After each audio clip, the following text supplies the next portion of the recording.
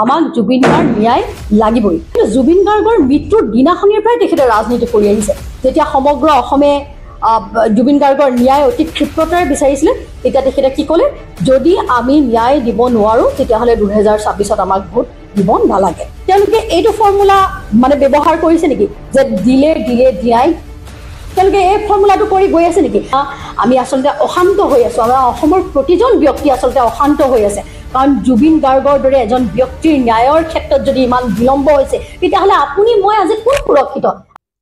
চাওক, এটা কথা ঠিক যে যেতিয়ালৈকে জুবিন গাৰ্গ ডাঙৰীয়াই ন্যায় নাপায়, আমি কেতিয়াও আচলতে সেইটোৰ পৰা আমি আঁতৰি নাহোঁ। আমাক জুবিন গাৰ্গ ন্যায় লাগিবই। এতিয়া আপোনালোকে চাওক যে মাননীয় মুখ্যমন্ত্ৰী মহোদয়ে তেখেতে বিভিন্ন ধৰণৰ কথা বতৰা কৈ আহিছে। তেখেতে যেতিয়া আমি জুবিন গাৰ্গৰ ন্যায়ৰ কথা আমি ক'বলৈ যাওঁ, তেতিয়া তেখেতে কয় যে ৰাজনীতি কৰিব নালাগে। কিন্তু জুবিন গাৰ্গৰ মৃত্যুৰ দিনাখনিৰ পৰাই তেখেতে ৰাজনীতি কৰি আহিছে। যেতিয়া সমগ্ৰ অসমে জুবিন গাৰ্গৰ ন্যায় অতি ক্ষিপ্ৰতাৰে বিচাৰিছিলে, তেতিয়া তেখেতে কি ক'লে, যদি আমি ন্যায় দিব নোৱাৰোঁ তেতিয়াহ'লে 2026 আমাক ভোট দিব নালাগে। এইটো তেখেতে ধেমালি নিকৃষ্ট কথা কৈছেনে? জুবিন গাৰ্গৰ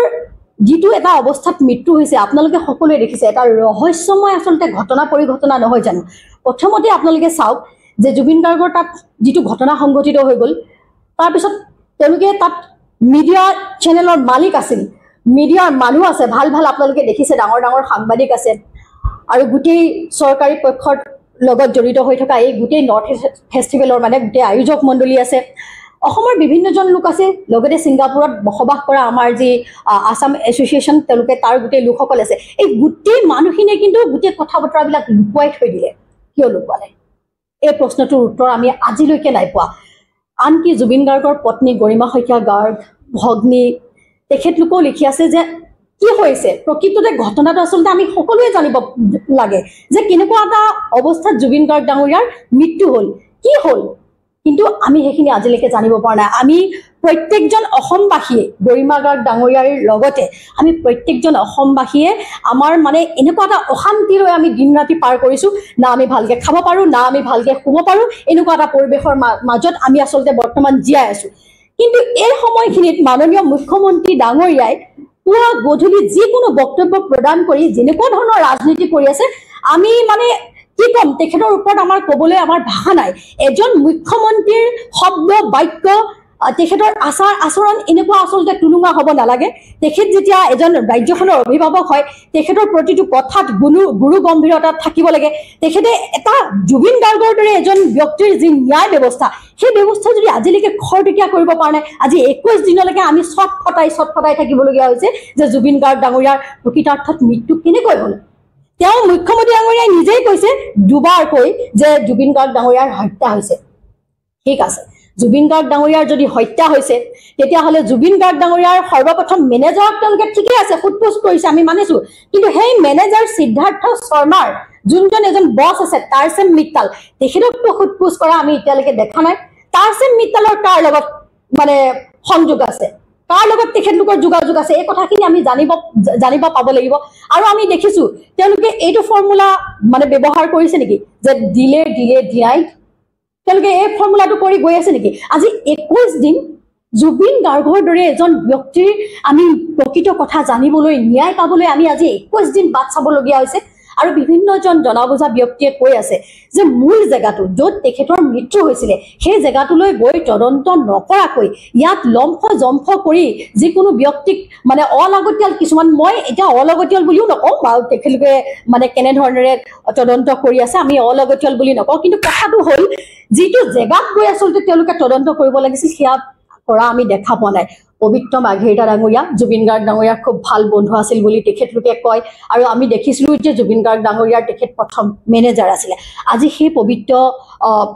মাৰ্ঘেৰিটা ডাঙৰীয়া আজি বৈদেশিক ৰাজ্যিক মন্ত্ৰী হিচাপে, কেন্দ্ৰীয় বৈদেশিক ৰাজ্যিক মন্ত্ৰী হিচাপে তেখেতে এটা ভাল পদবীত আছে। আৰু তেখেতে সেই পদবীৰ দ্বাৰা ছিংগাপুৰ আমাৰ মিত্ৰ যিহেতুকে দেশ হয়, ছিংগাপুৰলৈ এটা টীম পঠিয়াই এইখিনি যদি তদন্ত নকৰে, তেতিয়াহ'লে আমি জুবিন গাৰ্গ ডাঙৰীয়াৰ ন্যায় পামনে? কিন্তু এই মূল কথাবিলাকৰ পৰা আঁতৰি মাননীয় মুখ্যমন্ত্ৰী ডাঙৰীয়াই যিবোৰ তলং ভটং কথা কৈ আছে, তাত আমি দুখ অনুভৱ কৰিছোঁ তেখেতে তেনেকুৱা ধৰণৰ আচলতে ক'ব নালাগে আমি গোটেই অসম এতিয়া আমি আচলতে অশান্ত হৈ আছোঁ আমাৰ অসমৰ প্ৰতিজন ব্যক্তি আচলতে অশান্ত হৈ আছে কাৰণ জুবিন গাৰ্গৰ দৰে এজন ব্যক্তিৰ ন্যায়ৰ ক্ষেত্ৰত যদি ইমান বিলম্ব হৈছে তেতিয়াহ'লে আপুনি মই আজি কোন সুৰক্ষিত আমিতো কোনো সুৰক্ষিত নহয় গতিকে মই ভাবোঁ যিজন জুবিন গাৰ্গে সমগ্ৰ অসমবাসীক একতাৰ দোলেৰে বান্ধি থৈ যাবলৈ সক্ষম হ'ল যিজন জুবিন গাৰ্গ ডাঙৰীয়াই চাওক জুবিন গাৰ্গ ডাঙৰীয়াক অসমৰ ৰাইজে কিয় ইমানকৈ ভাল পাইছে কাৰণ তেখেত কেৱল গায়ক নহয় তেখেতে নিজৰ কথা নভবাকৈও যিখিনি ভুল আৰু যিখিনি ভুলক ভুল বুলি ক'বলৈ শিকিলে আৰু শুদ্ধক শুদ্ধ বুলি ক'বলৈ শিকিলে তেওঁ যি চৰকাৰ নহওক তেওঁ কিন্তু যিটো ৰাইজৰ বিপক্ষে লোৱা পদক্ষেপ সেইটো সময়ত কিন্তু তেওঁ নিশ্চয় তেখেতৰ মাত দিছে কাৰণ যেতিয়া দীঘলী পুখুৰীৰ গছবিলাক কাটিছিলে তেতিয়া জুবিন গাৰ্গ ডাঙৰীয়াই প্ৰতিবাদ সাব্যস্ত কৰিছিলে প্ৰতিটো ক্ষেত্ৰত কা আন্দোলনৰ সময়ত তেখেতৰ ভূমিকা আমি কেতিয়াও পাহৰিলে নহ'ব গতিকে সেইজন জুবিন গাৰ্গ ডাঙৰীয়াৰ ক্ষেত্ৰত যদি তেখেতলোকে বিলম্ব কৰে ন্যায় প্ৰদান কৰাৰ ক্ষেত্ৰত নিশ্চয় অসমৰ জনসাধাৰণ তথা আমি কেতিয়াও এৰি নিদিওঁ মুখ্যমন্ত্ৰী ডাঙৰীয়াই যিমানেই নকওক যে কংগ্ৰেছে ৰাজনীতি কৰিছে কংগ্ৰেছ দ্বিতীয় কিন্তু প্ৰথম আমাৰ বাবে জুবিন গাৰ্গৰ যি আদৰ্শ জুবিন গাৰ্গৰ প্ৰতি আমাৰ যি মৰম ভাল পোৱা সেয়া আমাৰ তেজে তেজে আমাৰ কুহে কুহে আছে আমি সৰ্বপ্ৰথমে আমি জুবিন গাৰ্গ সদায় ন্যায় বিচাৰিম গতিকে মাননীয় মুখ্যমন্ত্ৰীয়ে যিমানেই নকৰক ৰাজনীতি কোনে কৰিছে অসমৰ ৰাইজে দেখি আছে তেখেতে জুবিন গাৰ্গ ডাঙৰীয়াৰ যেতিয়া সদেহ আহি আমাৰ গুৱাহাটী এয়াৰপৰ্টত আহিছিল মানে প্ৰথমবাৰ সেইদিনাখনিয়ে তেখেতে ৰাজনীতি আৰম্ভ কৰি দিছে কাৰণ বিটিএডিৰ নিৰ্বাচন হোৱা নাছিলে গামোচাখন দিয়াৰ পিছত তেখেতে কিন্তু আৰনাইখনেদি জুবিন গাৰ্গ ডাঙৰীয়াৰ শৰীৰ কফিনটো ঢাকি দিছিল কাৰণ তেওঁ এইকাৰণে ঢাকি দিছিল আৰনাইখনেদি বিটিএডিৰ নিৰ্বাচন হ'ব তেখেতক ভোট লাগে এনেকুৱা এজন ব্যক্তি যিজন ব্যক্তিয়ে জুবিন গাৰ্গ ডাঙৰীয়াৰ সোণাপুৰত যেতিয়া মানে শেষ কৃত্যখিনি সমাপন কৰা হৈছিল তেখেতে আমাৰ সন্মানীয় সভাপতি গৌৰৱ গগৈ ডাঙৰীয়া কেৱল প্ৰদেশ কংগ্ৰেছৰ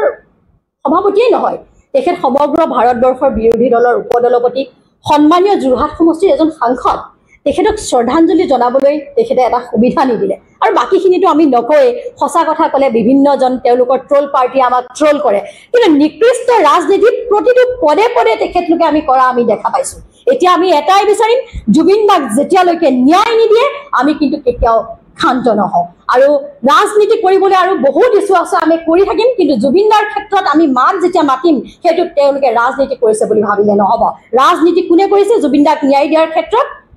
হিমন্ত বিশ্ব শৰ্মাই কিহৰ বাবে কৰিছে তেখেতলোকৰ আশীষ প্ৰদান থকা শ্যাম কানু মহন্তক তেওঁলোকে বচাবৰ কাৰণে আচলতে তেওঁলোকে এনেকুৱা ধৰণৰ এই দিলে দিনাইত এই ব্যৱস্থাটো তেওঁলোকে কৰা আমি দেখা পাইছোঁ কাৰণ শ্যাম কানু মহন্তক ইমানখিনি চৰকাৰী সুবিধা পাইছে এয়া লাহে লাহে চব আমি দেখা পাইছোঁ গুৱাহাটী আৰ্য বিদ্যাপীঠ মহাবিদ্যালয়ৰ গভৰ্ণিং বডিৰ তেখেতে মানে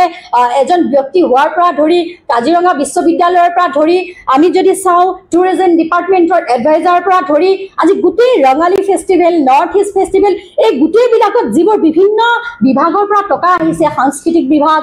যুৱ কল্যাণ ক্ৰীড়া বিভাগ আপোনাৰ ডনাৰ মন্ত্ৰালয় এইবিলাকৰ পৰা যেতিয়া টকা আহে কি মুখ্যমন্ত্ৰীয়ে নাজানে নিশ্চয় মুখ্যমন্ত্ৰীয়ে জানিব লাগিব তো মুখ্যমন্ত্ৰীয়ে টুপিটো আচলতে কাক পিন্ধাবলৈ আহিছে তো গতিকে তেখেত যে ভালকৈ শ্যাম কানু মহন্ত ডাঙৰীয়াৰ লগত জড়িত হৈ আছে তেখেত ফচিলে সম্ভৱ তেখেতো ফচিব সেইকাৰণে তেখেতলোকে আচলতে যিটো ধাৰাৰে আগবাঢ়িব লাগে সেই ধাৰাটোৰেদি আগ নাবাঢ়ি তেখেতলোকে আচলতে চালে বেৰে কোবাই থকা কিছুমান কথা আমি দেখা পাইছোঁ আৰু আপোনালোকে এটা কথা লক্ষ্য কৰিব যোনদিনাখনি শেখৰজ্যোতি গোস্বামীয়ে ক'লে যে বিহ দি হত্যা কৰা হৈছে বুলি লগে লগে আবেলিলৈ মুখ্যমন্ত্ৰী আহি ক'লেহি যে নহয় শেখৰজ্যোতিয়ে পুলিচৰ ওচৰত ক'লেই নহ'ব এই প্ৰমাণ হ'ব লাগিব যদি প্ৰমাণ হ'ব লাগিব তেতিয়াহ'লে প্ৰমাণ কৰিবলৈ ক'ত যাব লাগিব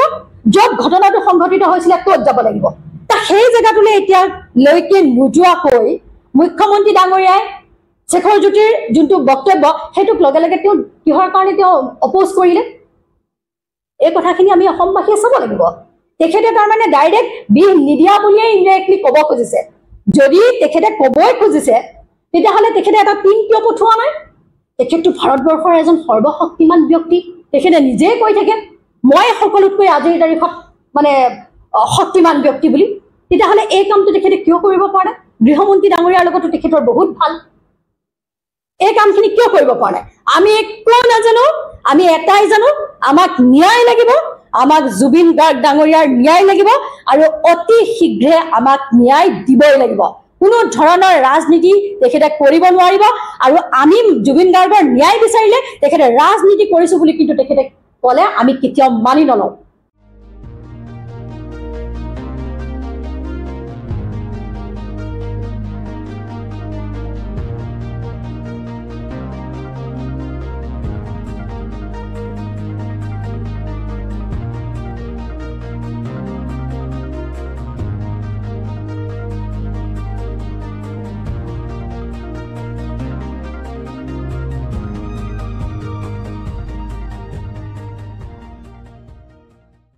Stay informed, stay ahead. News Any 365.